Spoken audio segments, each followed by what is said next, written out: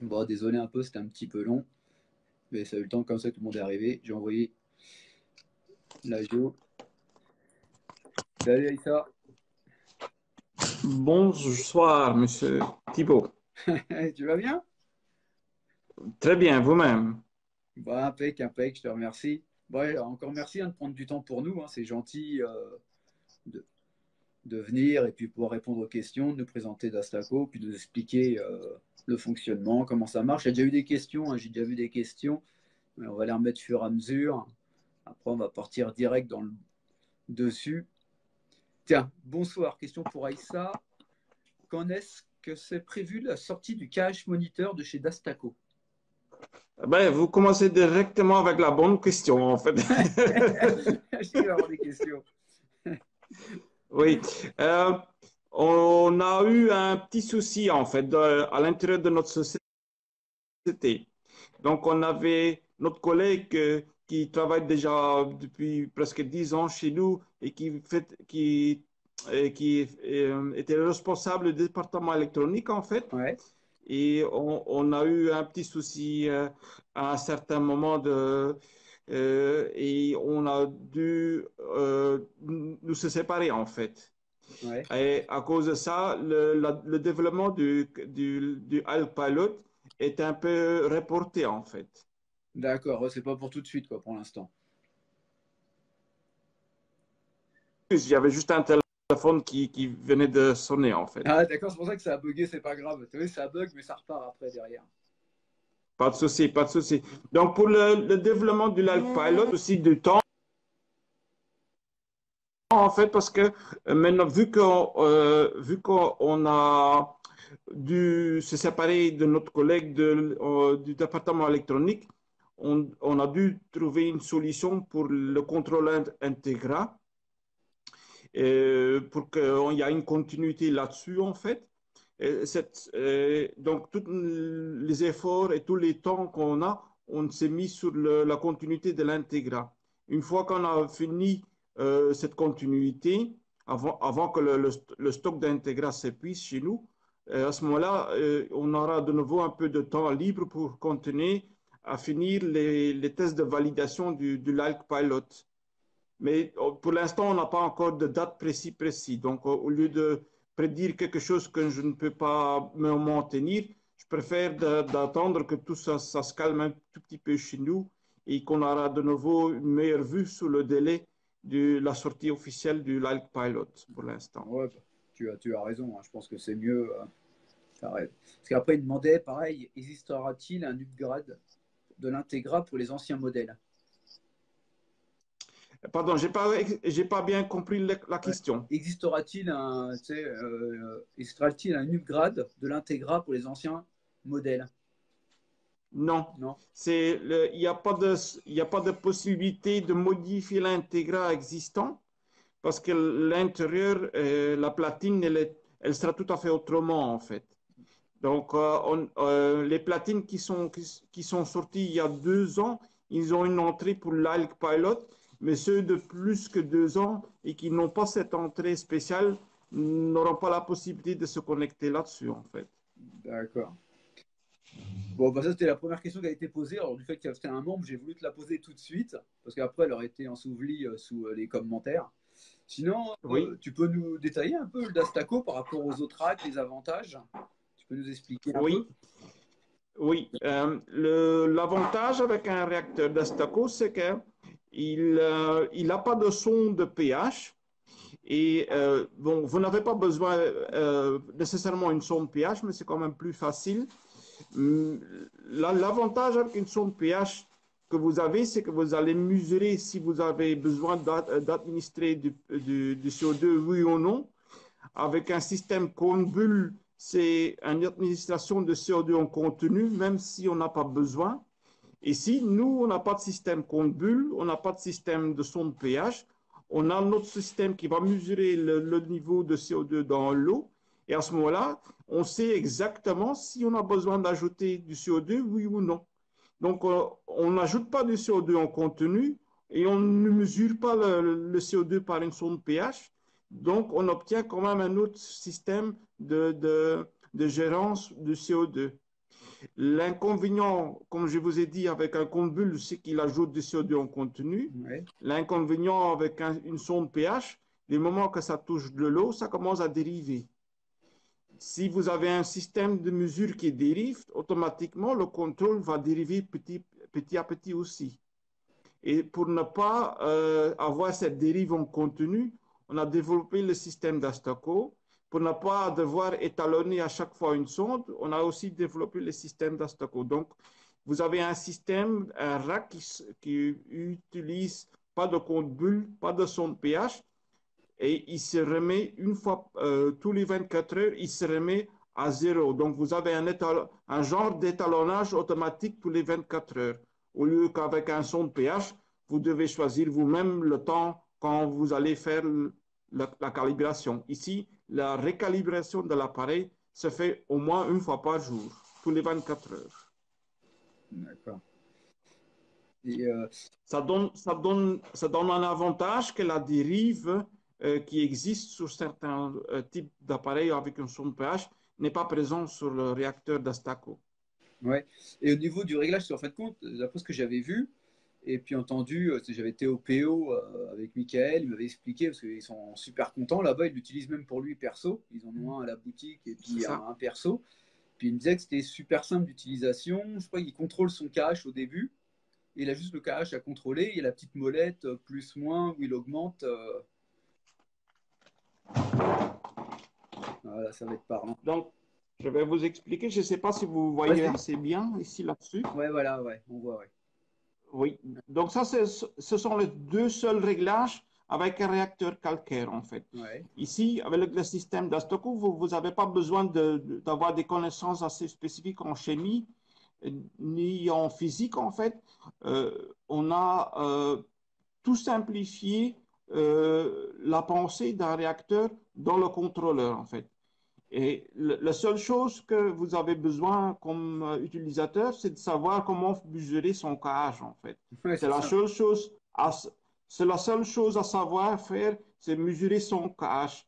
Le premier jour de l'installation, le propriétaire va mesurer le KH dans son aquarium. Ouais. Et puis, vis-à-vis des résultats 24 heures après, il va modifier le bouton d'alcalinité ici dessus, comme c'est comme un bouton de volume. Si on veut plus de bruit, on augmente le volume. Si on veut moins de bruit, on diminue plus KH, on augmente, moins de KH, on diminue. Donc, c'est quelque chose de très convivial. On n'a que besoin de mesurer au démarrage le KH de démarrage. 24 heures après, on a déjà une réaction du réacteur d'Astaco sur le système. On va mesurer le KH actuel sur l'aquarium. Et là, on va régler un tout petit peu, voir si on doit stabiliser le KH ou si on doit faire augmenter ou si on doit faire descendre, en fait. Donc, c'est quelque chose de très facile. C'est juste tourner un bouton, plus de KH ou moins de KH vis-à-vis de la valeur souhaitée dans l'aquarium. Ouais, il n'y a que ça à faire, quoi. Il n'y a que ça qu'à faire, en fait. Il y a encore un deuxième bouton de réglage, et ça, c'est un bouton de puissance. Donc, une fois par jour, avec ce bouton, on peut faire un reset. Au plus de reset par jour qu'on fait avec ce bouton-là, au plus puissant que le réacteur devient. C'est la plupart du temps, en première puissance, c'est plus que puissant assez, en fait. Ouais, c'est ce qu'il m'avait dit au PO. Je sais qu'ils le mettaient à 2, mais ils avaient sur le bac, ils y touchaient jamais, quoi. Non, Ouais. c'est un bouton qu'on pratiquement on touche jamais, sauf si dans des systèmes ultra performants où il y a vraiment une pousse tellement accrue, ça se peut qu'on a besoin de mettre l'appareil en deuxième vitesse pour avoir une puissance plus accrue. Mais la plupart, à peu près 80-90% des utilisateurs, ils ont assez en première vitesse, en fait, en première puissance. Et j'avais entendu, il y a des alertes aussi dessus, non?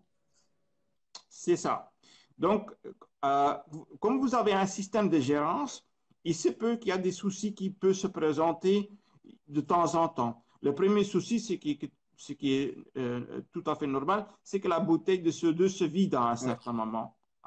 Donc, ici, dans un système classique, un réacteur classique, quand la bouteille se vide, on s'en aperçoit seulement si on fait une mesure du KH dans l'aquarium et on voit que le KH a dégringolé. Ouais.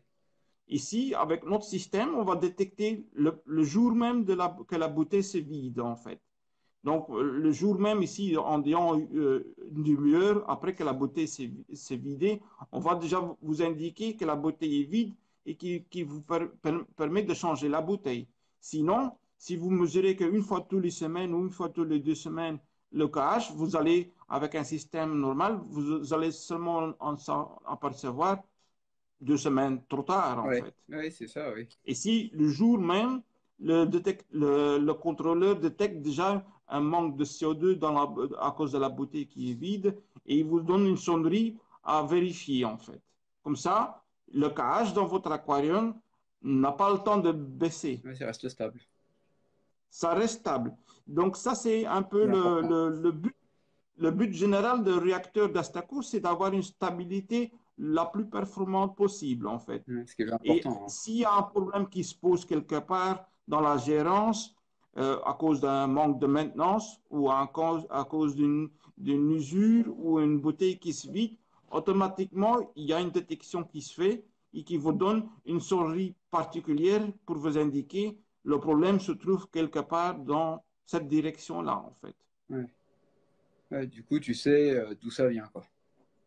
Voilà, donc il y a, il y a plusieurs possibilités et on a différencié toutes les possibilités dans 4 types de sonneries. Donc chaque type de sonnerie nous indique un tout petit peu où chercher et qu'est-ce qu'il faudra changer pour résoudre le problème. Et automatiquement, on reçoit le jour même du problème, on reçoit une sonorisation pour nous avertir, il faut faire attention, il faut changer quelque chose, comme ça le réacteur peut redémarrer et jusqu'au prochain entretien ou prochain souci en fait. Mais c'est toujours pour éviter qu'il y ait un souci qui se fait qui ne soit pas détecté. Ici, vous avez un système de détection ultra performant en fait. Et je sais que le SAV, que tu es super réactif parce que j'ai pas mal d'amis qui ont le Dastaco et ils m'ont tous dit la même chose que même niveau installation ou niveau SAV, que tu répondais tout le temps, tout le temps, tout le temps, tout le temps, quoi. C'était très réactif, quoi. Oui, Donc ça, c'est important, quoi. eh ben, on essaie d'être réactif le plus possible. Ce qui est important pour les utilisateurs, c'est qu'au lieu qu'ils m'envoient un message, c'est mieux qu'ils m'appellent directement et de faire un appel. Mon souci le plus grand, c'est que je suis souvent en voiture et je n'ai pas toujours la possibilité de répondre sur des messages parce que je n'ai pas mes mains libres, en Oui, fait. oui. Mais dans la voiture, j'ai mon Main libre. hands-free kit, les mains libres, mon kit main libre, et je peux appeler autant qu'on peut. Et là, j'arrive à aider les gens à cerner leurs problèmes, de détecter.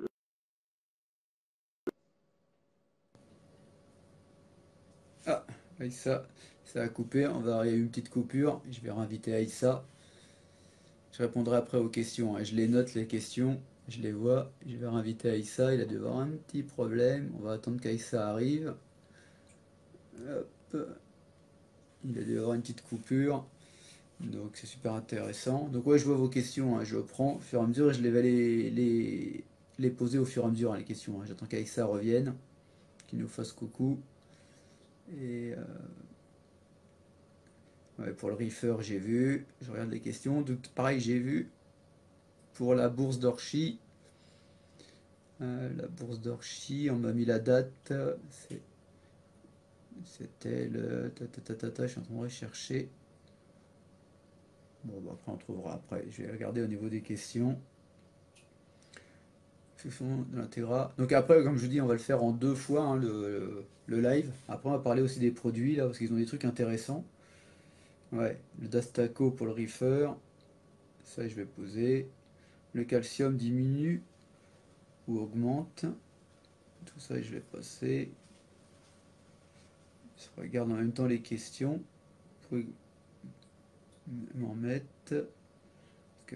Hop. Merci Damien. Le 13 octobre, merci Wilfried. Donc du coup, ouais, en attendant qu'Aïssa arrive, qu'il nous fasse coucou, on sera à Orchi, hein, la bourse d'Orchi, le 13 octobre. Donc les gens du Nord ou de Belgique, hein, s'ils veulent passer, et je sais qu'il va y avoir du monde, hein, parce que tout est complet, ils ont tous toutes les tables ont été réservées, hein. Donc pour les professionnels, pour les boutures. Donc c'est une bourse, pareil, ils ont organisé une tombola, ils ont fait plein de choses, hein, sur place. Donc à Orchy le 13 octobre. Et pareil, je serai sur place avec des modérateurs du groupe. Comme ça, c'est sympa de pouvoir vous voir et discuter ensemble, plutôt que toujours sur les réseaux sociaux, c'est sympa de discuter, mais si on peut se voir en direct, c'est quand même mieux. Bon, je vais réinviter Aïssa. On va attendre qu'Aïssa arrive, il a eu un problème. J'espère qu'il a pas eu un problème de batterie. Ah, il est là. Hop, ça y est, j'ai ajouté Aïssa. Donc il va revenir. On va pouvoir reprendre les questions. N'hésitez pas à poser des questions, hein. Allez, c'est revenu. T'as eu une petite coupure, ça arrive. Oui, Pour une fois que c'est pas oui, moi, ça oui, me fait oui. plaisir. Voilà, on est de retour. Voilà. Voilà, bah nickel. Ouais. Attends, J'ai ici le réacteur Ah d'Astaco, voilà, comme ça je super. peux montrer le réacteur pour ceux qui n'ont pas encore vu Ouais, le super. réacteur. Ouais. Je vais mettre un tout petit peu entre en fait. Ouais, nickel. J'espère que c'est un peu Ouais, visuel. ouais, parce qu'on a vu là. Ah, on voit bien, Attendez, ouais. je vais essayer de tourner un tout petit peu l'appareil. Ouais, Voilà. J'explique un tout petit peu l'appareil en ouais, fait, vas-y, hein. parce que je connais pas. Tiens, tiens, fais pas tomber le Dastaco. Je vais essayer. Hop, Voilà. ouais, t'as réussi à bloquer? Donc, Ouais, voilà. Le réacteur d'Astaco, il a trois chambres. ouais, Il y a une chambre de mélange où l'eau de l'aquarium elle rentre et l'eau de l'aquarium elle rentre et le CO2.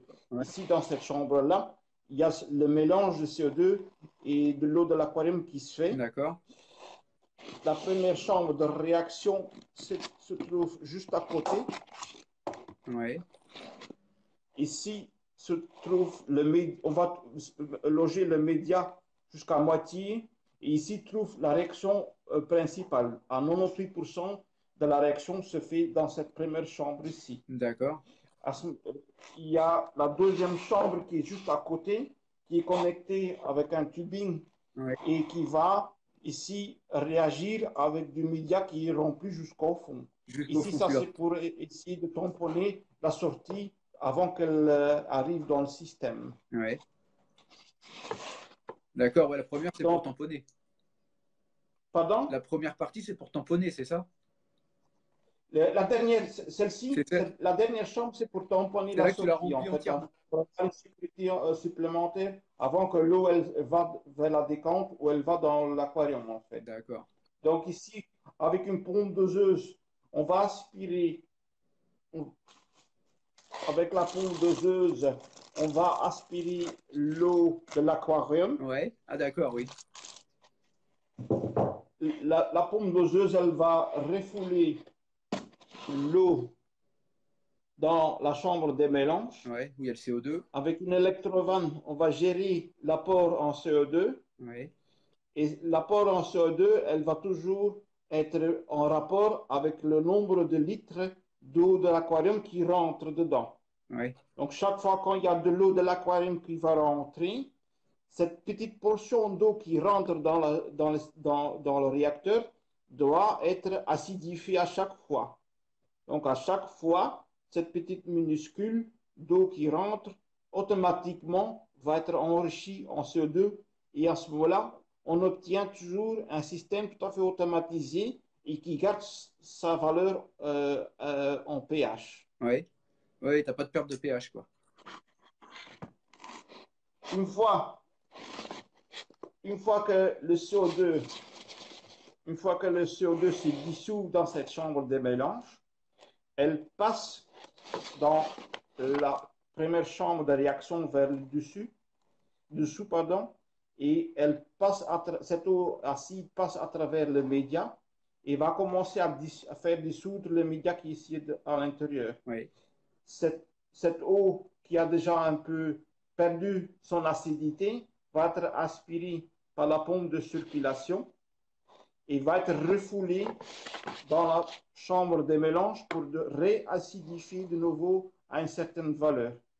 Et ça, c'est une situation à l'infini. C'est une boucle à l'infini qui tourne et qui reste tournée. Et comme ça, l'acidité reste à un certain point et la dissolution reste à un niveau maximal aussi. Une fois que cette eau s'est enrichie avec du calcium et des composants pour le KH, cette eau, elle va sortir sur le dessus du couvercle, ouais, et il va ressortir vers le bas dans la dernière chambre. Elle va se tamponner ici en sécurité sur tout le média qui est ici dedans. Ouais, rempli à maximum. Et puis, il y a une sortie vers le système, en fait. Donc, c'est quelque chose de très simple comme produit. Et cette simplicité d'utilisation est encore une fois accrue par la gestion qui va gérer. Je ne sais pas si on voit. On voit, on tourne de l'autre côté. Voilà, ça, on voit les prises. Et, voilà. Ouais. Il va être géré par les prises commandées. Ici, on va actionner la pompe de circulation. Si elle va s'éteindre, on va l'éteindre au moment nécessaire. Ici, on va actionner l'électrovanne. En cas de pas de nécessité d'avoir un apport de CO2, on coupe l'électrovanne. Ici, on a une prise commandée pour la pompe doseuse. En cas qu'on n'a plus besoin d'administrer de l'eau de l'aquarium, on coupe la pompe doseuse. C'est tout à fait automatique. C'est automatique. Et on ne va pas savoir, voilà, on n'a pas besoin de savoir quand la pompe doseuse doit marcher. On n'a pas besoin de savoir quand l'électrovanne doit se fermer ou s'ouvrir. C'est tout à fait l'appareil qui va gérer tout ça vis-à-vis de la nécessité du KH dans l'aquarium. Et sur le côté à gauche, c'était la petite molette pour la puissance et la molette pour augmenter le KH que tu nous avais voir tout à l'heure. C'est ça. Voilà. C'est ça. C'est comme une boîte à vitesse, comme une voiture en fait. Hein. Ouais. On basse consommation, une consommation normale, on met en première vitesse. Ouais. Et puis, on commence à gérer par petits pas, par petits coups, la sortie du KH qu'on a besoin vis-à-vis de la consommation réelle du KH dans le système. Ouais. Et une fois qu'on a trouvé la stabilité, on ne touche plus jamais. Ouais. Sauf si les pièces de coraux qui sont dans l'aquarium commencent à grandir, commencent à plus pousser, on augmente à petits pas le KH, la sortie du KH pour rester en équilibre avec les consommations. Et au début, peut-être qu'on va devoir un tout petit peu régler souvent dans un système jeune, parce qu'on ajoute dans un système assez souvent des pièces. Dans un système déjà établi, l'ajustement est très restreint en fait. Et tu préconises combien en KH? Pardon? Tu préconises combien de KH pour un bac? Je vais juste débarrasser un peu tout ça ici. Le KH idéal n'est pas quelque chose noir et blanc en fait. Ça dépend un tout petit peu de chaque système. Si on a un système qui est un peu gorgé de nitrates et de phosphates, on a un avantage d'avoir le KH un peu plus haut en fait dans ces systèmes-là. Ça va aider à baisser un tout petit peu les nitrates et les phosphates. Dans ces systèmes où il y a un déficit en nitrate et en phosphate, et surtout en phosphate, il faut faire attention. Là, à ce moment-là, c'est de préférence pas avoir un KH trop haut. Un KH trop haut, ça engendre que la croissance des coraux augmente. En plus que la croissance elle est haute, au plus qu'il y a une nécessité en azote et en phosphore. S'il y a un manque de nitrate et un manque de phosphate, on a un manque d'azote et un manque de phosphore. À ce moment-là, c'est plutôt préférable de diminuer un peu le KH pour que la pousse n'est pas trop forte. Ouais. Oui. Dans des systèmes oligotrophes, si on veut quand même avoir la combinaison d'avoir un système oligotrophe et une bonne pousse, à ce moment-là, on doit essayer d'ajouter des choses comme de l'azote ou de phosphore, donc de nitrate ou des acides aminés ou de phosphate, pour quand même avoir quelque chose dans l'eau que tout le vivant peut extraire de l'azote en quantité nécessaire ou de phosphore en quantité nécessaire. Donc, en cas de système oligotrophe, ne pas avoir le pH trop haut. En cas d'oligotrophe, et si on veut avoir une grosse pousse, donc il faudra quand même augmenter un tout petit peu le pH à ce moment-là, mais il faudra ajouter quand même des systèmes de nourriture comme le nitrate ou phosphate. Dans des systèmes qui sont gorgés de nitrate et de phosphate, on n'a pas besoin d'ajouter plus de nitrate et de phosphate, on a déjà un souci. Ouais. Donc, il faut limiter ça. Mais à ce moment-là, de préférence, on ne doit pas trop avoir un pH trop bas non plus. De toute façon, je pense que vraiment l'important, et d'où l'intérêt du réacteur d'Astaco, c'est la stabilité, comme tous les paramètres d'ailleurs. C'est ça, c'est ça. La stabilité dans une position basse ou une position haute est beaucoup plus importante que la valeur dans laquelle il y a la stabilité. Donc, tout tombe ou tout fonctionne avec une stabilité. S'il y a beaucoup d'instabilité, beaucoup de variations, le biotope doit toujours s'adapter. Ça prend de l'énergie au biotope de s'adapter. Donc, on perd de l'énergie pour la croissance. Donc, soit on s'adapte, soit on met toute l'énergie pour la croissance. On ne peut pas faire les deux. Ouais. Donc, si on diminue les variations dans un système récéphale, on augmente la croissance du système. Ah, d'accord. Est-ce que valeur de tout ça doit être combien? On a parlé. Ouais, il y a la question qui revient souvent. D'Astaco est-il compatible avec Aquatronica, avec Apex? J'ai vu, on me demande. Euh, c'est compatible dans le sens qu'on a une sortie d'alarme sur le contrôleur intégral qu'on peut coupler à ce genre de système. Donc, l'alarme qui va être générée à un certain moment parce que la bouteille est vide, elle va donner un signal au Aquatronica ou dans d'autres systèmes et ces autres systèmes vont donner un genre de message, un SMS ou un email ou autre, etc., vis-à-vis de l'utilisateur final.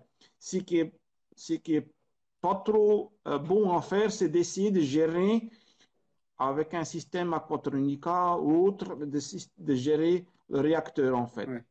Parce que les autres systèmes, on va juste arrêter ou démarrer quelque chose du réacteur et ça, c'est pas un processus qui est bon pour le réacteur. Quand nous, on va éteindre le réacteur, on va éteindre d'une façon intelligente. Donc, on va essayer, avant que l'appareil s'éteint, il y a déjà un processus de 3-4 heures qui commence à gérer l'arrêt de l'appareil. Avec un système normal Aquatronica, c'est juste on arrête et c'est Ouais. tout en fait. Ouais, c'est pas bon. Ouais. C'est pas bon. Sauf en cas d'alarme, en situation d'alarme, là, ici, la gestion chez nous, elle va arrêter aussi l'appareil tout à fait directement. C'est pas un arrêt contrôlé non plus, Ouais. parce qu'on n'a pas l'intérêt d'attendre une situation alarmiste pour 3 quarts d'heure. Donc, à ce moment-là, c'est une coupure nette. Mais pour d'autres raisons, si on va couper l'appareil pour se remettre à zéro, c'est toujours sur manière contrôlée. Et ça, c'est quelque chose que les gestions logicielles d'autres ordinateurs aquarium ne savent pas faire. Ouais. Non, non, Ouais. non. On me demandait, mais on peut le gérer à distance ou pas, le Dostaco?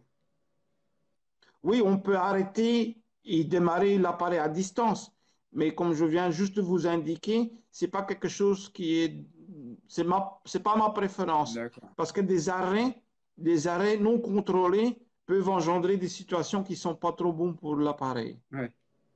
Ouais, c'est pas l'idéal à faire, quoi. Non, non, pas du tout. En principe, euh, on n'a pas besoin d'arrêter l'appareil ou de faire un redémarrage de l'appareil à distance. Si il y a une période de maintenance qui revient tous les 6 mois, tous les 12 mois. Si on se fixe sur cette période de maintenance, la plupart des problèmes qui peuvent se produire sont évités. Donc, il n'y a pas il n'y a pas de raison d'arrêter l'appareil à ce Oui, moment-là, en oui. fait. Surtout s'il n'y a pas d'alerte, quoi. S'il n'y a pas d'alerte, il n'y a pas de raison d'arrêter l'appareil. Ouais. Puis il vaut mieux être là pour voir s'il y a un problème, quoi. Oui, oui, oui. Si l'appareil se met en alarme et si on redémarre à distance, c'est quand même toujours un tout petit peu dangereux parce qu'il y a une raison de cette alarme, en fait. Ouais.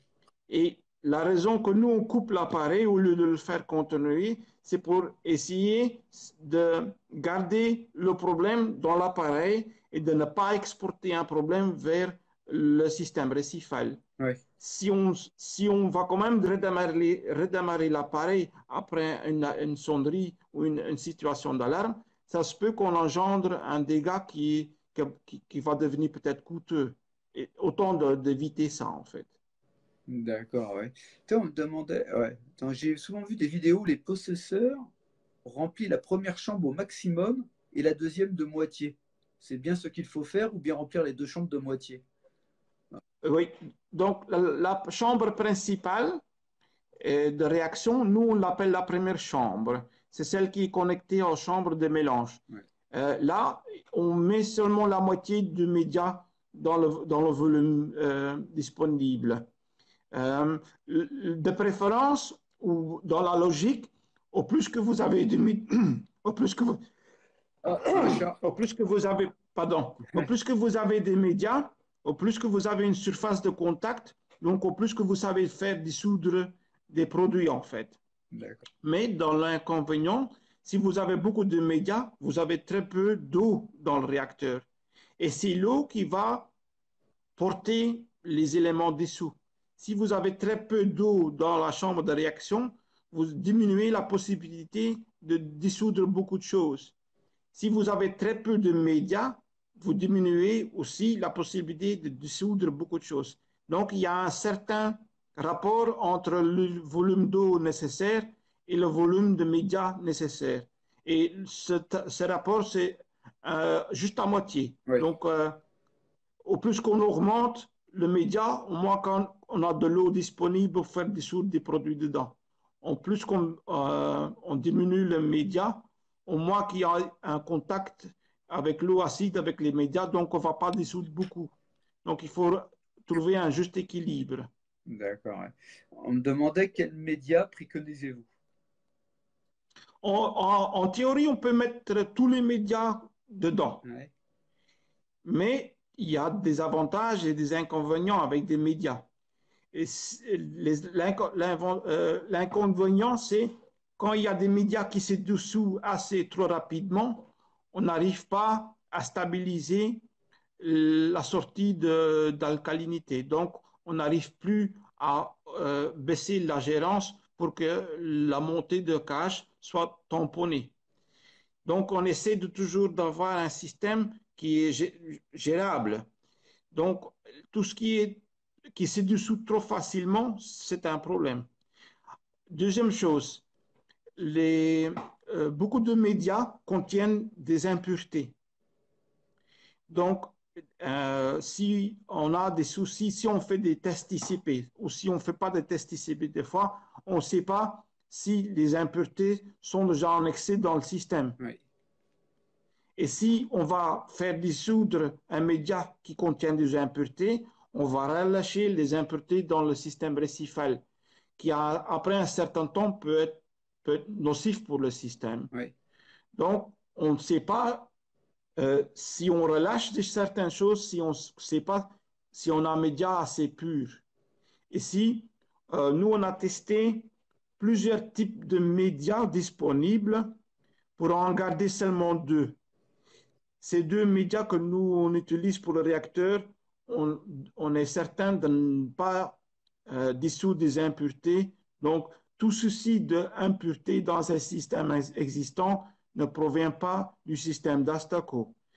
Donc, s'il y a un souci avec un client qui voit sur un test labo qu'il a des impuretés, on peut déjà lui donner une réponse qu'il va chercher la source de ces impuretés ailleurs que le réacteur d'Astaco. Si nous, on donne un système de médias dont on n'est pas certain, ben nous, on ne sait pas donner une certitude au client final non plus que ça ne vient pas du média qu'il utilise en fait. Donc, on essaye de préconiser toujours le média que nous, on a testé, parce qu'avec ce média, on est certain qu'il n'y a pas d'impureté. D'accord. Ouais. Pareil, toi, il y avait Tom Laurent avec Dastaco. Je ne fais que les tests KH, le reste suit. CA, le calcium et le magnésium sans rajout et toujours le magnésium oscille entre 1300 et 1400 sans ajout. Quoi. Ouais, il teste que le KH. Quoi. Il n'a plus de soucis. Quoi. Oui, euh, un système est facile parce que on doit gérer sur un seul point. Un système est difficile si on doit gérer sur plusieurs points. Ouais. Ici, on a simplifié la gérance. On mesure que le KH de l'aquarium et le réacteur d'Astaco va gérer la sortie dans un rapport équivalent entre le KH et le calcium. Mais ça, c'est en sortie de réacteur. Dans un système récifal, les coraux font la même chose, mais à l'inverse. Ils consomment du KH et du calcium en même proportion, mais il y a d'autres processus biologiques qui peuvent intervenir dans cette relation, en fait. Et si on a par exemple, beaucoup de nitrates dans l'eau, donc on doit traiter, il y a beaucoup de bactéries qui doivent détruire ces nitrates ou doit gérer ce type d'azote qui soit disponible dans l'eau. Toute cette gérance, ça consomme des fois de l'alcalinité, ça consomme du KH sans que ça consomme du calcium en fait dans le système récifal. Et à ce moment-là, dans ces systèmes un peu trop chargés, ça se peut qu'il y a le calcium et le KH qui ne sont pas en relation vis-à-vis de l'un à l'autre. Et à ce moment-là, il faut faire attention. Et on peut aussi avoir un souci si on utilise un sel où ce que le KH et le calcium ne soient pas en proportion vis-à-vis l'un l'autre. Donc, avec chaque changement d'eau, on va un tout petit peu changer la proportion dans l'aquarium. Donc, ça, c'est pas bon non plus. Ah, ouais. Ici, dans le réacteur calcaire, on a le média qui va dissoudre dans des bonnes proportions le KH et le calcium, mais dans le système récifal, il faut éviter tout processus qui peut déséquilibrer ceci, en fait. D'accord. Ouais. Pareil, un reefer d'Astaco. Je suis à T2, le réglage, je suis qu'à 2 sur le contrôleur et loin d'être à fond. Ouais. Sur un reefer 750. Le réglage, il est à 2. Pardon? Sur un reefer 750, il a mis le réglage sur 2 sur son contrôleur et ça marche Oui, impeccable. oui. Donc, on a un réglage possible jusqu'à 10, Jusqu'à 10. mais Ah ouais. jusqu'à 10. Mais à peu près 80% des utilisateurs n'ont pas besoin d'avoir le réglage au-dessus de 5. Ouais. Il y a le réacteur d'Astaco, c'est un système ultra puissant. Donc, c'est pour ça qu'on n'a pas besoin d'aller très haut dans des réglages, sauf si on a un système assez puissant en consommation. Mais la plupart des systèmes récifaux, ils ont un système puissant ou moyen. Donc là, le réacteur est plus que puissant assez, en fait. Et pareil, j'avais quelqu'un qui me demandait, il a un 750 XXL, c'est de Red Sea, et il ne sait pas quel modèle prendre. Il me dit qu'il y a plusieurs modèles, enfin, je sais qu'il y a plusieurs modèles en Dastaco, il ne sait pas lequel prendre pour un 750 XXL. Dans les capacités, on a 500 litres, 650 et 800, 1000 et 1200. Ici, avec son 750, il est tout près de la capacité maximale d'un Dastaco 800 litres. Ouais. Si ça dépend un tout petit peu de ce qu'il va mettre dans son système ou ce qu'il a dans le système. Si c'est un système SPS de 750 litres, il peut prendre un système d'Astaco à 1000 litres. Ouais. Si c'est un système mixte avec beaucoup de mou, moitié dur, à ce moment-là, il prend un système d'Astaco 800 litres. Il n'a pas besoin de surdimensionner l'appareil à ce moment-là. D'accord. Ouais. Après. Si on est loin de la capacité maximale de l'appareil, ne surtout pas surdimensionner l'appareil. Donc, par exemple, si on a un système de 750 litres, on peut prendre un système de 800 litres, mais on n'a pas besoin d'utiliser un système d'Astaco de 1000 litres ou de 1200 litres, parce que là, la puissance de l'appareil est trop forte et on ne va pas savoir gérer. D'accord. Il y a salut Eric, il dit donc ajout d'oligo obligatoire, il demande. Obligatoire, mais pas à l'aveugle. Ouais, tu fais le conseil des tests ICP, non? C'est ça. Donc, si on ne sait pas la nécessité en oligoéléments, il y a un risque qu'on va doser des choses qui sont déjà en excès. Ouais, Et des excès, c'est quelque chose de très mauvais pour le système parce qu'on va, le vivant va emmagasiner les excès. Donc, le vivant, il a très difficile à s'en débarrasser parce qu'il y a un excès dans l'eau, donc il a difficile à s'en débarrasser et de l'éjecter dans l'eau parce il y a un système d'aspiration, de réjection. Quand il y a l'eau qui est fort bas en oligament, la pièce est facile à éjecter un surplus dans le tissu. S'il y a un excès dans l'eau, le vivant, il a très difficile à s'en débarrasser. Si on ne sait pas s'il y a un excès, de préférence, on n'ajoute pas. ouais, Parce que ça, c'est dangereux. Du moment on voit s'il y a une nécessité pour un certain oligament, à ce moment-là, on peut faire un dosage d'oligament spécifique vis-à-vis de la nécessité. C'est un peu la même chose. On va ajouter des caches seulement parce qu'on a une certaine consommation. Si on ne sait pas quelle consommation en cage on a, on ne va pas en ajouter à l'aveugle. ouais. On ne va pas ajouter en aveugle du calcium, on ne va pas ajouter en aveugle du magnésium. C'est la même idée pour tous les oligoments aussi. On ajoute si on sait, si on a une nécessité, si on a un excès, on n'ajoute pas du tout. Et si on connaît un tout petit peu combien d'oligoments il part par jour, on sait combien d'oligoments on peut administrer par jour aussi. Ouais, Sinon, c'est à l'aveugle. ouais, Et ça, c'est toujours ouais, dangereux. c'est dangereux, ouais. Tiens, on me demandait, c'est une question, c'est intéressant. Et pourquoi on ne mesure pas le KH, tu sais, comme le KH directeur? C'était trop compliqué ou après ça faisait encore un budget supplémentaire peut-être à rajouter l'option?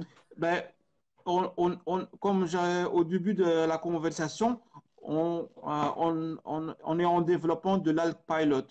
Ouais, L'Alc Pilot, c'est un peu comme le KH directeur ou d'accord, comme autre. Donc, il va mesurer lui-même le KH qui soit dans l'eau. Et vis-à-vis de système qui est d'Astaco qui peut être en démarrage ou déjà en fonction depuis quelque temps, l'approche de faire la gestion de cache va être un tout petit peu différemment. En gestion de démarrage, on va essayer avec l'Alc Pilot de ne pas augmenter le cache trop vite parce que le système doit se mettre encore en route. Un système d'Astaco qui est déjà en route depuis quelques temps, depuis quelques jours, à ce moment-là, la gestion du cache est tout à fait autrement. Donc, un cache directeur ou autre système, elle n'a pas cette logique en soi, et donc elle va avoir difficile à gérer le Dastaco. Donc, c'est pour ça qu'on voudrait sortir l'Alc-Pilot, que lui, il va savoir dans quelle situation le réacteur se trouve pour avoir la meilleure gestion possible du cache dans tous les stades de fonctionnement de l'appareil d'Astaco. d'accord. Après, j'ai O'Brien qui a un problème avec son Dastaco, là, il a une alerte. Bah, après, tu pourras voir avec Aïssa si tu as un petit souci. Le plus Tu le facile, c'est, contactes et il se verra en direct, il t'expliquera, il te répondra à Brian. voilà. Donc, avec tout ce qui est système Messenger ou système WhatsApp, j'ai la possibilité d'avoir un appel vidéo et je vois avec mes propres yeux l'installation et le bon fonctionnement de l'appareil. Je trouve que ça fonctionne le plus facile et le plus rapidement. Ça me permet de voir sur place comment l'appareil fonctionne et de voir sur place qu'est-ce qu'il faut faire pour solutionner le problème. Donc, de préférence, quand il y a quelqu'un qui a besoin de mon assistance, il m'appelle quand il est à côté de son réacteur d'Astaco et ça peut être pendant la journée, ça peut être le soir, ça peut être le week-end. Je m'en fous un tout petit peu. Ici, Ouais, je je sais veux que c'est bien aider disponible. tous les gens qui ont besoin de mon aide, en fait. Ouais, mais j'ai beaucoup, beaucoup de retours de gens qui disaient que tu étais très, très, très, très dispo, quoi. Ça, Oui, je oui, peux le certifier, parce que tous les gens qui m'ont dit que du bien. Et, parce oui, que moi, je suis pas, j'ai pas de rack, hein, je suis en bas-ligne. Mais si je dois mettre un rack, c'est pour ça que je me renseigne beaucoup d'Astaco. Parce que pareil, bah, il y a Michael de Poisson d'Or qui m'en a dit beaucoup de bien. Puis j'ai beaucoup d'amis qui l'ont. Et tout le monde m'en dit du bien, quoi. oui. On trouve, on trouve que c'est important d'avoir. Si moi j'ai un souci, je préfère aussi d'avoir une aide et Ouais, qui connaît un peu comment quoi faire et qui m'aide dans ce sens-là avec sa connaissance. ouais. Et c'est un peu la même chose que je veux donner à tout le monde qui a un réacteur d'Astaco. On est là pour l'aider. Et toute notre connaissance, on va appuyer l'utilisateur final pour qu'il soit le plus satisfait possible, en fait. Ouais. Ouais, ça, je peux le certifier parce que j'ai tellement d'amis qui ont d'Astaco qui en sont contents avec le SAV. On me demandait la conso en CO2 par rapport à un rack classique. Ici, comme on utilise un système où ce que le CO2 est comprimé dans deux couches d'eau, le CO2 n'a pas le CO2 qu'on apporte est contenu dans deux couches d'eau, donc il n'y a pas de risque que le CO2 s'échappe sans être utilisé. Donc, avec un compte, comme j'ai dit, avec un compte bulle, on va administrer du CO2 en continu. En continu, ça veut dire qu'on va utiliser une portion de CO2 qu'on apporte, mais une grosse portion de CO2 qu'on apporte n'est pas utilisée et va être évacuée avec la sortie.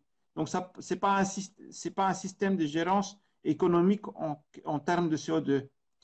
Avec le système que nous, on injecte que du CO2 en proportion avec le volume d'eau qui rentre dans le système. Et comme le CO2 est contenu dans un espace restreint, le CO2 n'a pas moyen de s'échapper autrement que de rester dans la chambre de dissolution. Donc, on a un système de gérance CO2 très économique. Donc, on peut dire en moyenne Ouais, une consommation de 1 kg par mois de CO2. d'accord. Ça peut être moins Ouais, parce qu'on a une consommation normale ouais, ou moyenne. Ça peut être un peu plus qu'un kilo par mois si on a un système assez performant, ultra puissant en consommation. ouais, ça dépend du. Mais oui, on essaie de limiter, on évite tout euh, euh, apport de CO2 qui ne soit pas utile en fait dans le système d'Astaco. Par contre, j'ai une bonne question, et puis je l'avais zappé de Fabien, de Fab Corail. Il me dit petite question, quand on veut passer avec la méthode Triton et l'infusion de Triton, on doit connaître pour les dosages de l'infusion la quantité d'eau qui passe dans le réacteur. Y a-t-il un moyen de calculer le volume d'eau qui passe par jour dans le réacteur? Oui, c'est facile, hein? On va collecter la sortie d'eau et pour 30 minutes ou une heure, cette quantité d'eau qu'on a récupérée, on met dans un flax, un godet de mesure et on connaît la quantité d'eau qui sort. Mais avec la quantité d'eau qui sort, on n'est rien avec en fait. Si on ne connaît pas la concentration des composants dans cette eau, on n'est rien avec. Donc, ça ne sert à rien de savoir combien d'eau il y a en sortie si on ne sait pas la concentration des éléments dans cette eau. Ouais, Et comme le KH en sortie est très haut, c'est très difficile à le mesurer. Donc, c'est très difficile à savoir la consommation réelle du cash dans le système, en fait. Sauf si on arrête l'appareil d'Astaco pour un jour et on regarde quelle est la vitesse que le KH de l'aquarium descend sur 24 heures. À ce moment-là, on sait qu'il y a autant de cash qui part dans 24 heures et que ça correspondait à un volume d'eau équivalent au volume d'eau qu'on a récupéré sur 30 minutes ou sur une heure en multipliant par 24 pour savoir la quantité d'eau par jour, en fait. d'accord. Et après, c'était par rapport à, ouais, avec Triton, qui me posait. Attends, je regarde, je cherche. Date de sortie, on ne connaît pas encore. Oui, Pour répondre à la question de cette personne-là oui, qui veut essayer quand même de gérer les oligoélements, oui, nous, on travaille dans un autre système, dans une autre approche, en fait.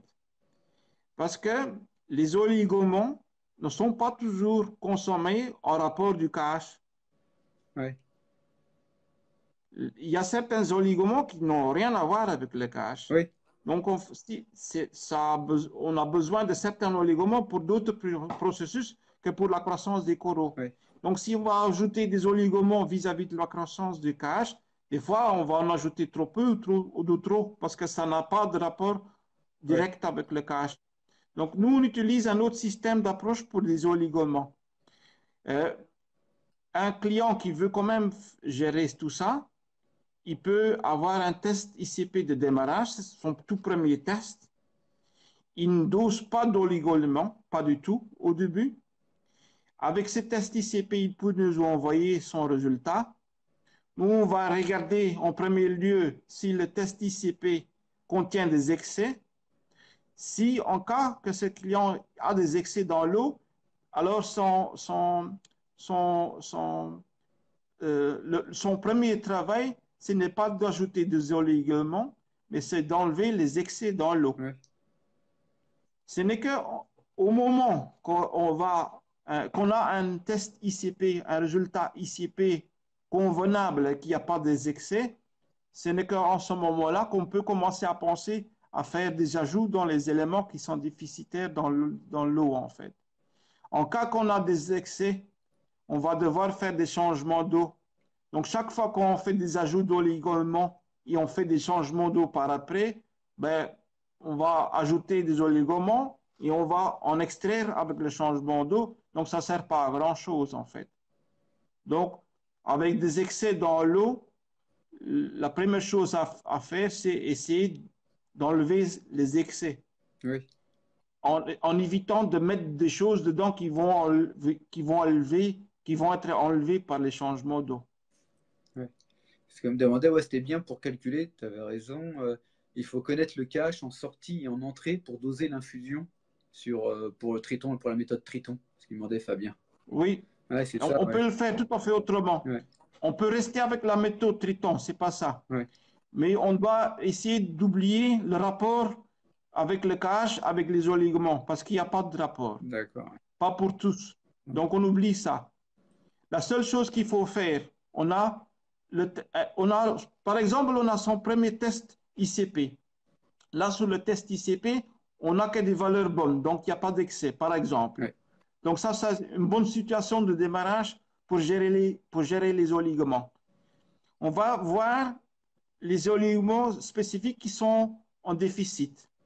On a une valeur cible pour chaque oligomère sur le test ICP. Après 30 jours, si on n'ajoute rien de tout, après 30 jours, on fait un deuxième test ICP. Là, les valeurs des oligomères vont être différentes des valeurs du premier test.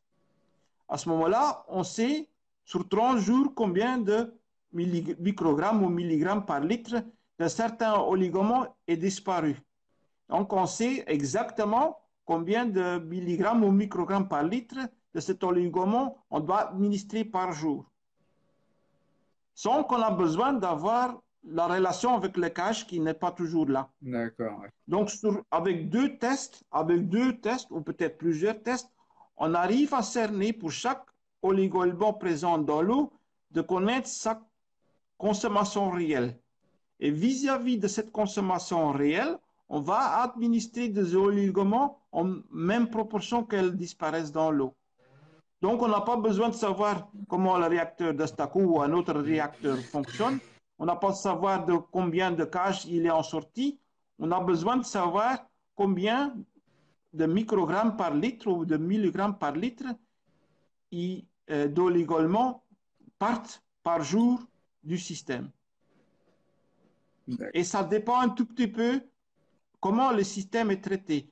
Un système avec des cholerpes, elle va consommer d'autres paramètres qu'un système sans cholerpes. Un système avec de la zeolite ça consomme autre chose qu'un système sans zeolite. Un système avec de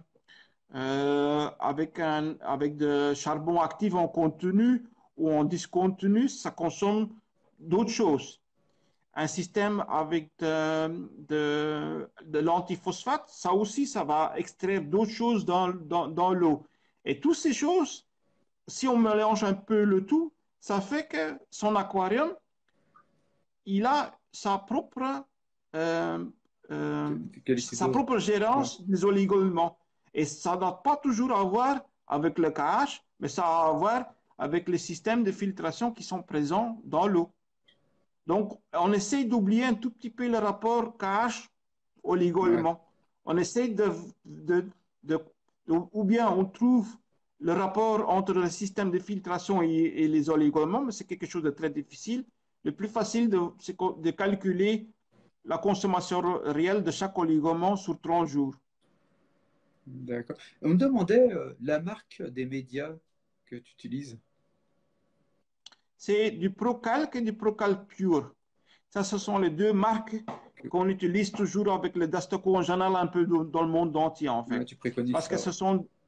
oui, ce sont les deux médias où ce qu'on a avec des tests ICP et déjà pour l'instant, sur des centaines d'aquariums, on a testé l'incidence de ces médias sur les tests ICP. Et avec ces médias, on voit qu'il n'y a pas d'incidence négative sur les tests. Et si on utilise ce média dans le réacteur d'Astaco, on est certain qu'on évite d'avoir des problèmes avec des paramètres qui soient trop hauts sur les tests ICP. D'accord. Ah, si c'est comme média, AMS, on me demandait AMS et Dastaco fonctionne avec ARM. Comme j'ai déjà dit, on peut Ouais, mettre n'importe quoi dans le réacteur ouais, mais d'Astaco. ouais. Mais l'ARM, c'est d'une provenance naturelle et l'ARM peut avoir des ingérences incorporées dans le média et qui peuvent libérer certaines choses nocives dans l'eau. Donc, il faut toujours faire attention avec ça. C'est possible, mais ce n'est pas notre première préférence, en fait. D'accord. Ouais. Bon, après, bon, peut-être passer, je ne sais pas s'il y a d'autres questions qui arrivent. Y a-t-il une différence entre ces deux médias? Je sais pas, ouais. Oui. Le Procalc normal, il a une pureté de 90,5% en carbonate de calcium. Le Procalc pur, il a une pureté de 99, je m'excuse pour les Français, Oh, il n'y a pas de souci, hein, tu c'est, parles bien. Hein. il a une pureté de 99,8. Donc, il y a une petite différence de 0,3% en pureté. Donc, ce sont deux médias ultra, ultra, ultra purs. Ouais. Avec le Procalc normal, avec sa pureté de 99,5, il se peut qu'il y a une accumulation de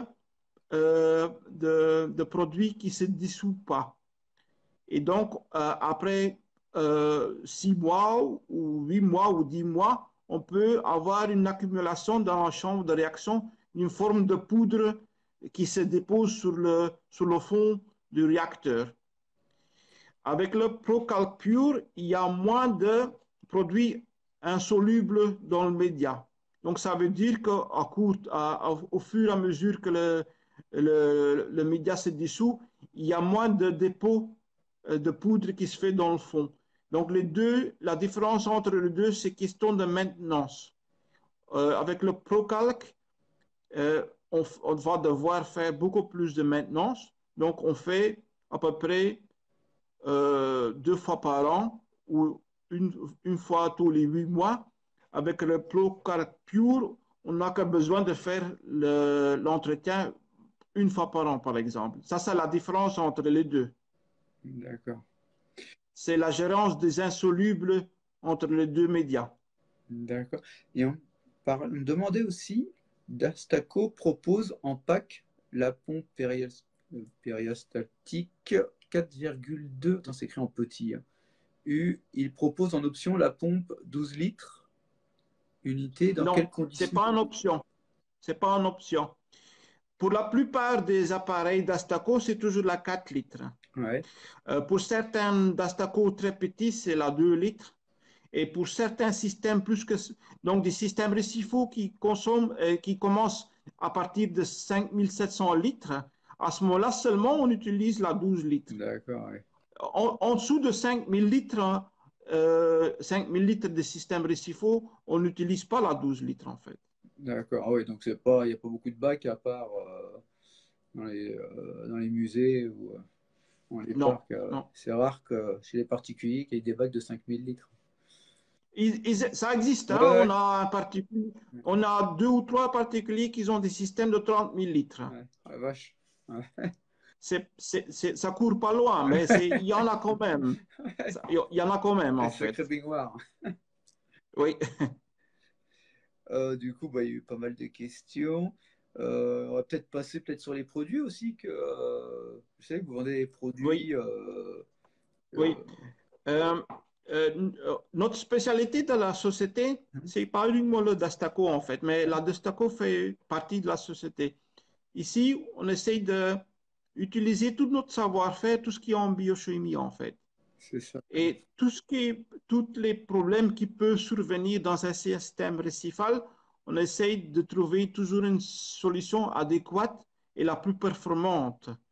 Donc, mais notre but toujours, c'est d'essayer d'instruire le client final d'éviter à utiliser des choses qui peuvent être évitées. Notre préférence, c'est d'utiliser notre savoir-faire que juste pour utiliser des choses qui sont bénéfiques pour le système et c'est d'éviter tous nos produits qui sont à améliorer les systèmes parce qu'on n'a pas essayé d'éviter des problèmes en fait. Euh, Ça, c'est un peu notre but. On a beaucoup de choses pour résoudre des problèmes, mais on a aussi beaucoup de connaissances pour qu'une fois que ces problèmes sont résolus, c'est de les éviter dans le futur, en fait. Parce que malheureusement, j'ai pas pu être là, moi, dimanche. Tu étais avec Lily, du coup, à Animalis Serrani. Et j'ai vu, tu avais un sacré stock en produits. Tu as expliqué, il y avait des acides aminés, enfin, il y a plein de choses. J'ai vu aussi un probiotique contre les cyanos. Oui. On a deux systèmes comment combattre les cyanos. On a un système soft et on a un système plus poussé. Le système soft, c'est ma préférence aussi, en fait. Le système soft, c'est un peu le système probiotique. Et je vais vous expliquer un tout petit peu ce qui peut arriver dans un système récifal. On a plusieurs types de sources de bactéries qui sont présentes dans l'eau. Toutes ces bactéries sont toujours en compétition l'un avec l'autre. Il y a un certain apport alimentaire qui se fait par journée et tous ces différents types de sources de bactéries se combattent pour avoir ces aliments. Si on augmente ces aliments, ça veut dire on diminue la compétition. Donc là, à ce moment-là, on peut avoir des soucis avec des bactéries qu'on ne veut pas. Si on diminue un peu les aliments pour les bactéries, la compétition elle est plus sévère. Donc là, à ce moment-là, on a moins de soucis d'avoir des bactéries nocives en fait dans l'eau. Si on a perdu la compétition parce qu'on n'a pas fait attention, à ce moment-là, il se peut avoir une émergence de cyanobactéries qui prennent le dessus des autres bactéries. Alors, notre approche dans ce sens-là, c'est d'essayer d'abord de limiter l'accès aux bactéries, à tout ce qui est nutrition dans l'eau. Donc, on va diminuer tout ce qui est possible de nourrir les bactéries avec des enzymes spécifiques. Chez nous, ce produit-là, ça s'appelle EnzyPro. Et ça va liquéfier tout ce qui est déchets organiques qui sont quelque part dans le système, derrière le rocher ou dans le sable, et qui attendent de pétrifier de purifier l'eau, en fait, d'en salir l'eau, en fait. Ces enzymes-là, ils vont détruire tout ce qui est déchets organiques, ils vont les liquéfier, et une fois que ces déchets organiques sont liquéfiés, c'est l'écumeur qui va savoir les traiter et les extraire de l'eau. Donc, de cette façon-là, on va diminuer d'abord la quantité de nourriture pour les bactéries, bonnes comme mauvaises. Ça, c'est notre première approche. Comme il y a moins de nourriture disponible pour toutes les bactéries qui sont présentes, la compétition nutritionnelle devient accrue et il y a une mortalité sur les cyanobactéries, une mortalité sur les bonnes bactéries. En ajoutant des bactéries vivantes comme le Bactipro de chez nous, on peut,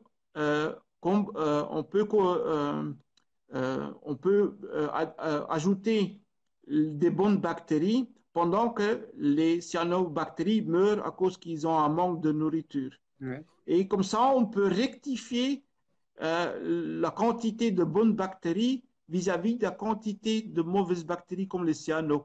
En ajoutant des bonnes bactéries en contenu, en laissant mourir les mauvaises bactéries parce qu'il y a un manque de nutrition, parce qu'on a utilisé quelque chose qui enlève les nutriments, on peut à long terme éradiquer les cyanos.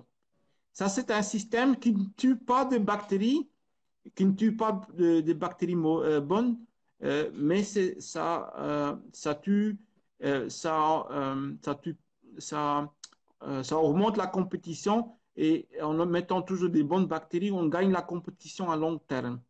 Ça, c'est pour des signes de situations de cyano émergentes, quand ils sont présentes les tout premiers jours ou quand il n'y a pas encore, c'est pas encore généralisé dans l'aquarium.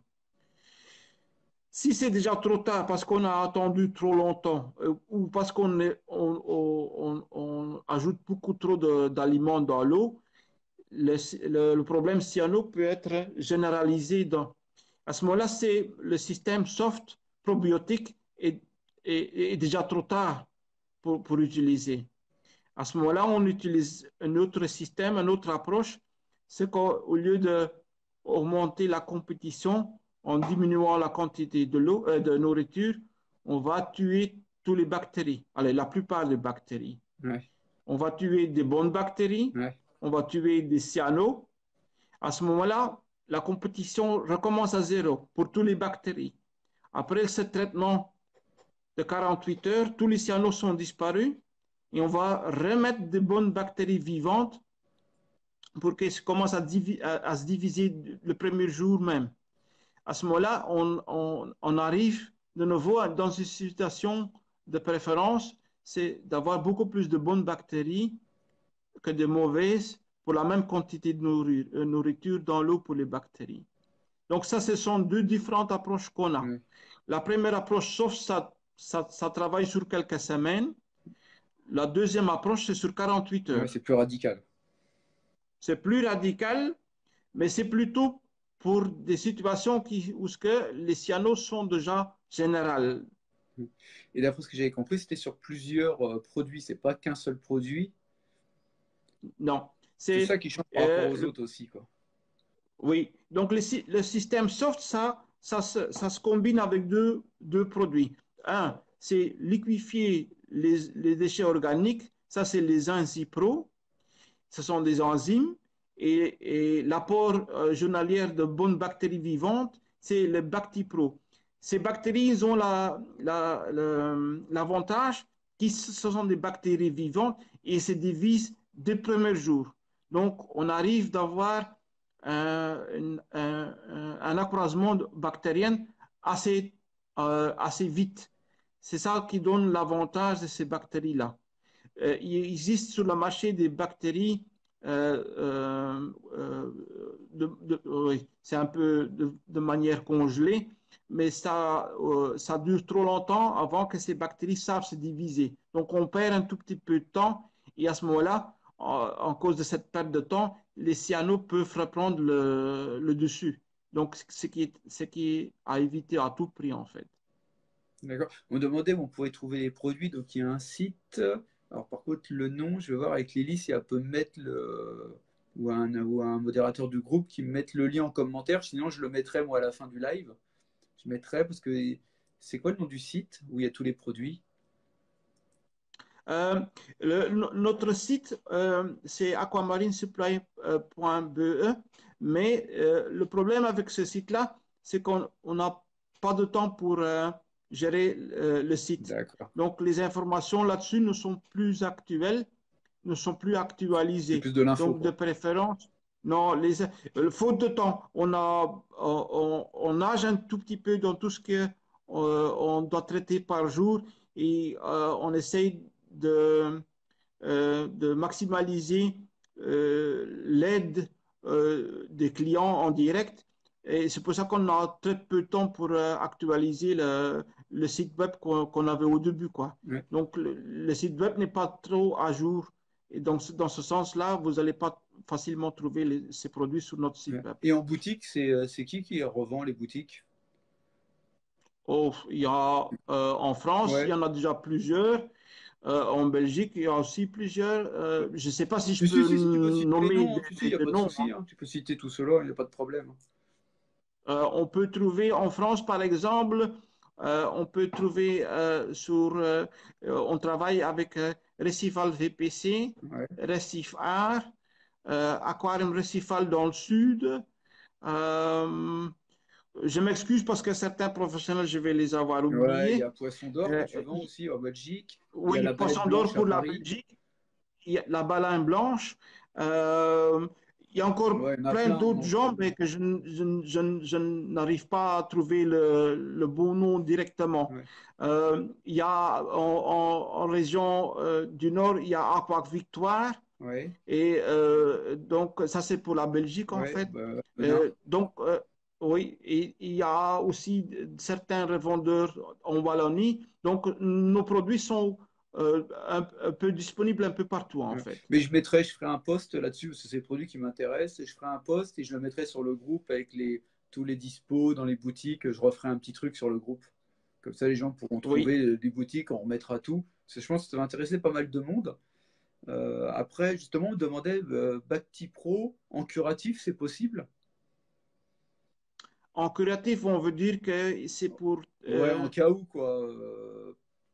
Avant qu'il y oui, ait un problème de on cyano. peut administrer, oui, on peut administrer le Bacti-Pro pendant toute l'année pour essayer d'éviter l'émergence des cyanos. Ça, c'est bien C'est possible. possible, ouais. Ouais. Parce que je Oui, pense que ça va intéresser pas mal c'est de personnes, hein, parce on a tellement de problèmes de retour avec les cyanos. Et donc ça peut être intéressant. Et pareil, vous faites aussi de la nourriture ou non, non, la pas du nourriture, tout? on ne fait pas. Non, C'est pas notre spécialité, non. non. Notre spécialité, c'est surtout tout ce qui est traitement d'eau et garder l'eau comme il faut dans un système récifal. Ça, c'est notre point Ouais, fort, en donc fait. antiphosphate, antinitrate, C'est charbon. ça, c'est ça, Ouais. c'est Tu ça. fais aussi, alors tu dois faire certainement contre les métaux, Pardon? tout ce qui est contre les métaux lourds. Oui, on a aussi un produit, ça s'appelle Doseo. C'est une poudre qu'il faut dissoudre dans l'eau. Directement dans Et l'eau? cette poudre, directement, oui, donc on va utiliser d'abord de l'eau osmosée pour faire dissoudre le produit. Et à ce moment-là, on obtient un liquide qu'on peut administrer dans l'eau. Ça va créer un voile nuageux dans l'eau. Donc, de préférence, on administre ça le soir pour que pendant la journée, on peut le donner aussi dans la journée, mais comme comme il y a un voile blanc, on ne voit plus les coraux et les poissons. Ouais, On va administrer ça le soir ou la nuit pour ne pas perturber le visuel de l'aquarium, en fait. d'accord. Et tu coupes l'écumeur? Pour- non, Non, pas du pas tout. du tout. L'écumeur, lui, il va nous aider à extraire les métaux lourds qui sont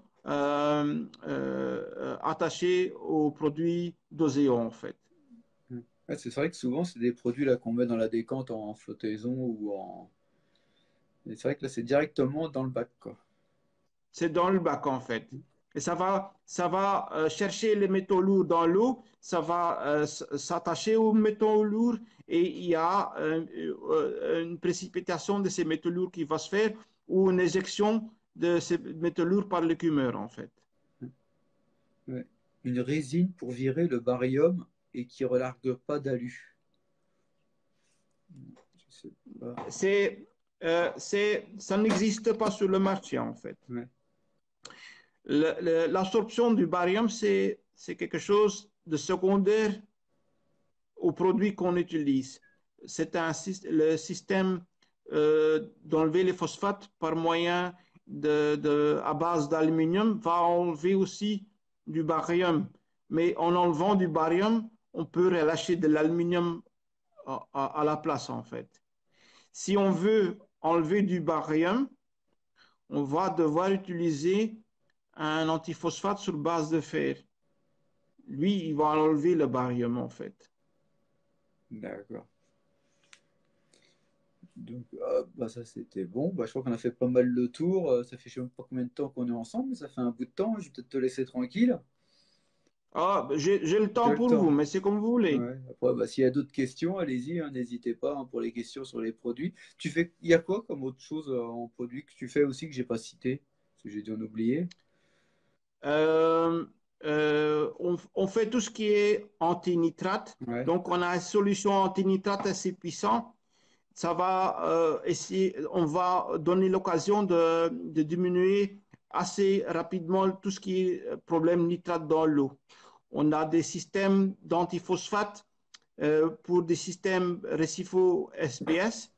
Et c'est un antiphosphate très léger qui va essayer de maintenir ou garder un bon niveau de phosphate sans abaisser de trop. Pour des systèmes qui ont un souci ou un grand souci de phosphate, on a une résine antiphosphate assez agressive qui, lui, au lieu de maintenir les phosphates, il va descendre assez rapidement les phosphates aussi. On a différents types de sources de charbon ultra pures qui ne lâchent pas des impuretés en fait. Je reviens. Pardon. Excuse-moi, je vais sortir le chat. Pas de souci. Il est passé par la fenêtre et il était en train de miauler. Donc on allait l'entendre miauler toute la soirée. Quoi. Oui, je Excuse-moi. comprends. On a 3 chats ici aussi, donc il n'y a pas de souci. Donc, tout ce qui est traitement de charbon, on a deux types de charbon, une qui est agressive et un qui est moins agressif. Parce qu'il y a toujours deux types d'aquarium, un qui a besoin de beaucoup de traiter des déchets organiques et ceux qui n'ont pas à traiter beaucoup. Donc, on a toujours, pour chaque solution, le bon charbon à utiliser, en fait. Et toujours, ces charbons chez nous sont ultra purs, ça ne relâche pas. On veut éviter à tout prix qu'on solutionne un problème en créant un autre problème quelque part d'autre. D'accord. C'est quoi du coup, tu peux nous donner la marque des produits qu'on peut retrouver? T'as pas une bouteille pour nous faire voir? Parce que j'avais mis des photos, mais je sais pas s'ils ont vu. Euh, comme c'est chez moi à la Ouais, maison, ouais, je ne c'est sais pas pas. s'il Ouais, y a quelque chose. Je vais essayer. ouais. Je vais essayer. Ça, on va regarder ça pour faire voir la gamme de produits. Ce serait sympa de voir, ça va intéresser, je pense, du monde. Parce que c'est tout nouveau, là, ces produits. Et enfin, on n'entendait pas parler. Et salut Jean-Pierre. Et du coup, ce serait intéressant à voir. Parce que c'est la première fois que je vois un anticyano sur plusieurs produits. Ouais, je vais demander David conseil pour l'utilisation du charbon. Parce qu'a priori, il a deux sortes. Donc, pareil, hein, pour les anticyanos, il a deux sortes, un soft et un plus radical. C'est vrai que le process a l'air pas mal du tout. Ouais, commande groupée, ouais. Mais après, oui, on peut le trouver en boutique assez rapidement, hein. Puis je pense que il y a pas mal de boutiques qui vont en vendre, même parce que ça risque d'être intéressant. Et pour ça, je voudrais vous faire voir les bouteilles. Parce que moi, j'ai vu. De toute façon, je remettrai sur le post. Ouais, justement, il est parti chercher, puis il va nous dire la marque. Et puis, bah non, de toute façon, je peux pas mettre de photos. Ils ont tous les produits qui permettent de rééquilibrer un bac après un test ICP. Voilà, vous voyez, merci Jean-Pierre. Donc d'ailleurs, je pense qu'à la baleine, vous pourrez retrouver aussi tous les produits. Le Dastaco aussi d'ailleurs. Et puis après, même en VPC, pour les gens qui habitent pas en région parisienne. Ouais, voilà, et deux produits, je crois, pour tuer les cyanos. Donc, je pense que ça doit être super intéressant. Et voilà, Euh, tu as trouvé une petite. Ça, c'est Ouais. quelque chose peut-être aussi intéressant à expliquer. Ouais. C'est une résine XBET qu'on peut utiliser derrière son osmoseur, en fait, pour améliorer la sortie de l'osmoseur. Ah, on m'avait posé tout à C'est l'heure. une résine, oui, c'est une résine qui va enlever tout ce qui est encore relâché par l'osmoseur, comme les silicates. S'il y a des résidus de nitrate ou de phosphate qui sortent encore de l'appareil, s'il y a encore d'autres types de déchets, il va les enlever pour avoir une eau la plus pure possible, en fait. Euh, L'avantage avec ces résines-ci, c'est qu'il y a un colorant, en fait, dans la résine. Une fois que les résines commencent à être chargées, il y a le colorant qui change de couleur pour indiquer quelle partie de la résine est plus utile en fait. Comme ça, on voit dans le système de filtration combien de résines actives restent dans le filtre et comme ça, on peut changer uniquement la quantité de résine qui n'est plus active au lieu de jeter toute la Ouais, résine c'est et bien on ne ça. sait Ouais. pas si c'est encore bon ou pas bon. Ici, on voit ce qui est plus bon et on garde ce qui est encore bon à utiliser Ouais, en moins de fait. gâchis en plus.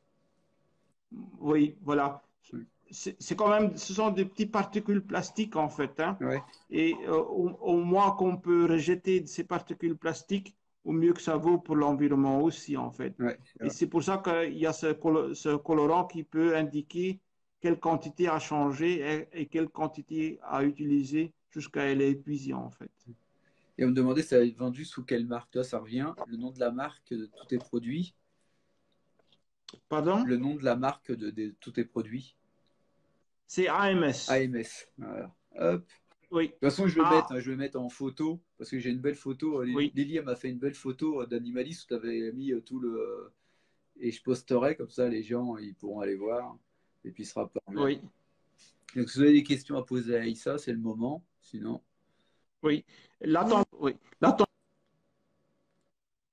tantôt, avec la question que la personne a indiquée sur le barium, Oui. euh, je voudrais quand même encore souligner, c'est si on a un souci avec une présence d'aluminium dans l'eau, en fait, on peut utiliser, on peut utiliser en alternance un antiphosphate sur base de fer, que lui, il va enlever l'aluminium, mais on peut alterner avec un système antiphosphate sur l'aluminium qui, lui, il va enlever du barium. Donc, si on alterne entre les deux, les produits qui sont relâchés par les deux sont réduits par l'autre, en fait. Donc, les inconvénients de l'autre sont réduits par un autre produit. Je ne sais pas si j'ai bien expliqué. Je vais expliquer encore une fois Vas-y, ouais. avec. Oui. Donc, si on a un produit antiphosphate sur base d'aluminium, ce produit-là va relâcher de l'aluminium, en fait. D'accord.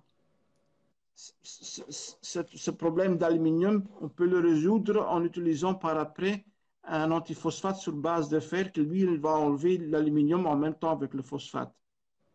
Mais lui, cette base sur base de fer, lui, il va relâcher du barium à la place. Donc, à ce moment-là, encore une fois, la prochaine fois, on utilise de nouveau un anti-résine phosphate sur base d'aluminium qui, lui, va extraire les phosphates en même temps que les bariums. Et comme ça, on peut gérer un bon niveau de barium, un bon niveau d'aluminium, un bon niveau de phosphate dans l'eau, en alternant les deux. De préférence, on évite d'avoir besoin de recours des antiphosphates, si c'est possible. Comme ça, on n'engendre pas ce genre de problème qu'il y a des choses qui sont relâchées dans l'eau. Ouais. Attends, je suis en train de chercher aussi une question sur le charbon, sur l'utilisation du charbon. Tu peux me remettre la question, David, s'il te plaît? Parce qu'elle est partie trop loin. Et voilà, pareil, des autres. Je peux te donner l'explication en Ouais, général, peut-être qu'on va couvrir la question en fait. Hein. ouais, Un charbon actif, en principe, ça se charge assez rapidement. mais la vitesse de chargement, ça dépend un tout petit peu des quantités qui sont disponibles à charger le charbon.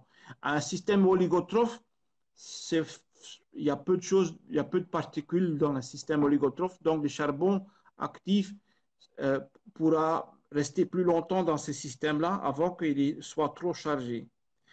Un système qui a beaucoup de poissons ou que de poissons et on donne beaucoup de nourriture, ben, le charbon actif, il va se charger environ les premières 24 heures en fait.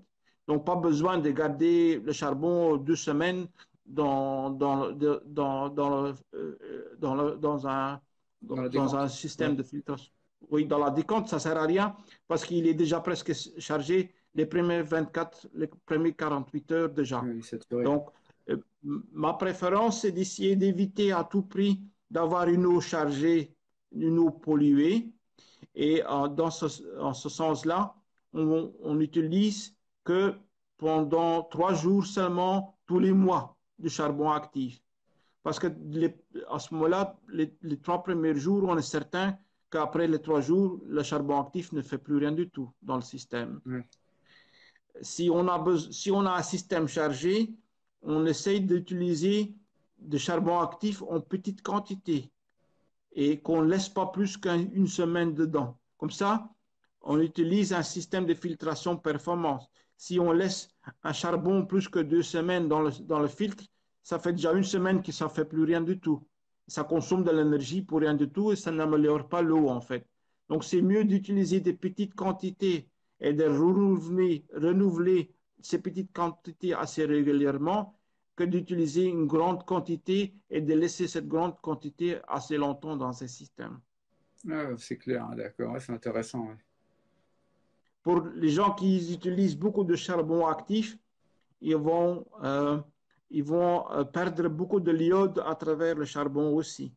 Donc, ces systèmes qui utilisent du charbon actif en continu vont devoir combler le déficit en iode qui se perd par l'utilisation du charbon.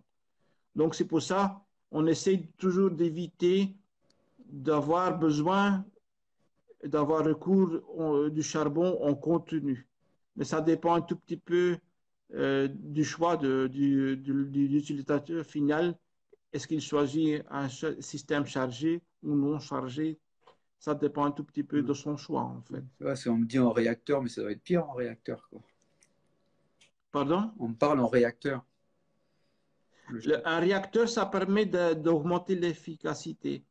L'échange avec l'eau dans un réacteur est beaucoup plus grand que dans l'échange dans un système, dans un bas de nylon ou quelque chose, Ouais. parce que l'eau, elle n'est pas en contact avec toutes les particules du charbon. Donc, un système de réacteur va augmenter la capacité pour chaque particule de charbon. Donc, ça, c'est ma préférence d'utiliser aussi, en fait. Oui, c'est mieux. Mais pareil, tu le laisses que quelques jours, ça reste sur le même Là, principe. pareil, c'est Ouais. que ce soit efficace ou non efficace, on n'utilise que pour quelques jours, en fait, le charbon actif.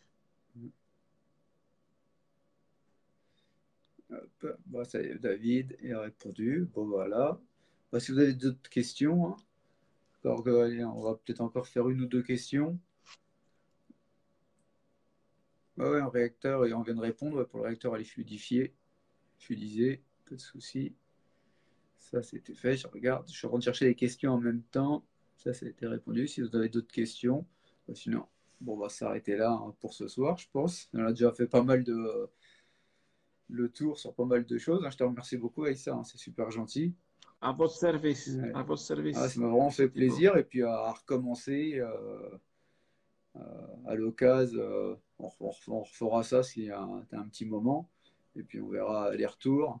Et puis de toute façon, je vais mettre les liens, je vais mettre les photos sur les produits. Et puis sur le Dastaco, bah, les gens ils peuvent trouver en VPC dans toutes les boutiques. Il y a pas mal de boutiques qui le distribuent. Oui, oui, oui, Ouais. oui, oui, oui. Et puis là, je sais que Jean-Pierre le fait remplir. A priori, il aura C'est toute ça, la gamme. Et puis, il va avoir, c'est et ça, puis c'est ça. je pense que ça va suivre dans d'autres boutiques parce que je pense qu'il risque d'avoir de la demande. Donc, à suivre, quoi. Oui. Faute de temps, on ne s'est pas trop investi sur la France, en fait. Euh, mais ça commence à faire des vagues en France aussi, en Ouais, fait, hein. Euh, mais euh, pour nous, de préférence, ce sont des utilisateurs qui sont contents d'utiliser notre société, qui donnent le bon mot, en fait. ouais, Et ça, c'est pour nous très important. C'est plus important que nous, on fait de la pub un peu partout. ouais, je sais, vous êtes discret. C'est moins important. Oui, je trouve que c'est un système qui marche mieux si on utilise, si on a des bons commentaires, que si nous, on donne de la pub un peu partout et on sur nous.